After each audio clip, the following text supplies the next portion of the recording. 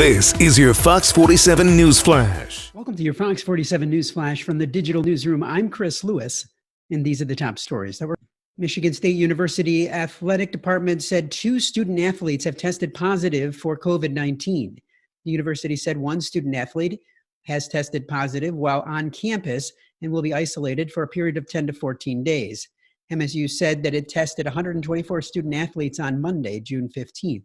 In addition to the student who tested positive on Monday, another student athlete didn't report to campus after testing positive at home last week, the university said. The student athlete is currently recuperating with the support of family while at home and will return to campus once fully recovered. MSU said housing will be arranged based on prior living arrangements and the need for isolation if living with others. The university said daily check-ins with athletic training staff will also be done with additional services provided as directed by medical and administrative staff. MSU also said that further testing and physician follow-up will be required prior to returning to any workouts. MSU said that student athletes who tested negative for COVID-19 will undergo a second round of testing on June 22nd. A second negative test is required in order to be cleared to take part in voluntary workouts.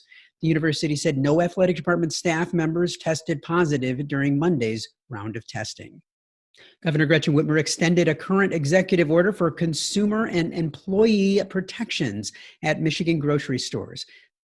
The newly signed order extension continues through July 15th and requires customers who can medically tolerate face coverings to wear one inside a store or pharmacy. Additionally, grocery stores and pharmacies must allocate at least 2 hours per week of shopping for vulnerable customers. And if an employee tests positive for COVID-19, the store must notify other employees without infringing on private health information, the governor's office said. Michigan ranks 5th for the number of breweries, some even calling it the Great Beer State. But as businesses of all kinds struggled to survive during the pandemic, brewers are wondering if Michigan can sustain that title. I would say that I have a great concern moving forward, said Scott Graham, the executive director of Michigan's Brewers Guild, who oversees more than 300 breweries throughout the state. Even if you got some help from the stimulus, such as the PPP, maybe rent was deferred, and some of these things are going to pile up, and we're going to need to get paid back, said Graham. For the Ironbark Brewery in Jackson, they found themselves scrambling after bars and restaurants closed and finding some focus on can distribution to try and keep up. Even the state is seeing the struggle. This week, the Michigan legislature okayed a bill for small breweries to double the number of craft beers that they can sell and to deliver to stores without having to go through Michigan's 3-tier system for alcohol distribution. So for the smaller breweries that have the packaging equipment but don't have traction in the market that the distributor may go to, they can go store by store and get some momentum of their own brands in the middle of the pandemic, explained Travis Fritz, the president and owner of Old Nation Brewing Company. For Old Nation Brewing, that's focusing on distribution and curbside pickup right now.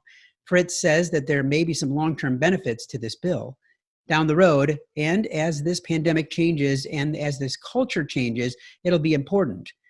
The Michigan Brewers Guild says the pandemic has closed a few Michigan breweries and canceled festivals already. To avoid more closures, the Guild is steering businesses to available resources to get them by. Every 2 to 3 weeks, it's like we have to have another shift of our business model, said Brew. But it's like sometimes you are brewing a batch of beer and sometimes that goes wrong and you have to be in the moment and have to figure out what to do and adapt. The proposed legislature to help breweries is part of a bipartisan 16-bill package. It now moves forward to the governor's desk. We'll keep you posted on what happens. The coronavirus